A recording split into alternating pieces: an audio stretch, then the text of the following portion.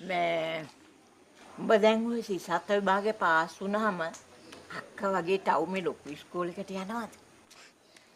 මට අක්කා වගේ නම් යන්න වෙන්නේ නෑ ආච්චියේ. ඒ මොකද?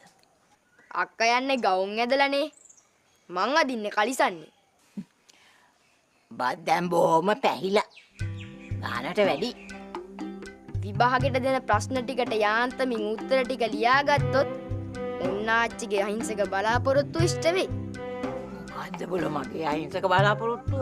ඇයි මම ටවුමේ ලොකු ඉස්කෝලේකට යන එක? ඇයි මගේ විතරද? උඹ කැමති නැද්ද? අනේ උඹ ලොකු මහත්තයෙක් වෑම් පුතේ. ඔෆිස් එකක ලොකු රස්සාවක් කරන. රෝද 4ක වාහනයක් තියෙන.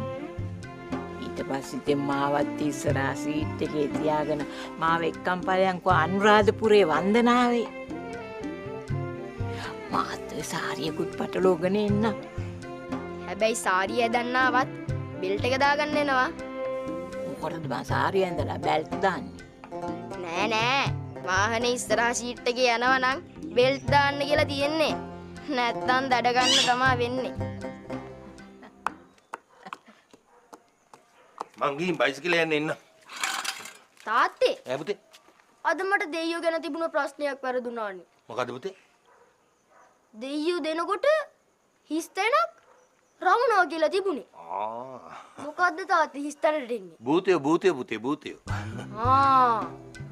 දෙයියෝ දෙනකොට භූතයෝ රවනවා. අන්න. තාත්තා කොහොමද දැනගත්තේ? ඇයි පුතේ මේ අපේ ගෙදරත් ඉන්නේ?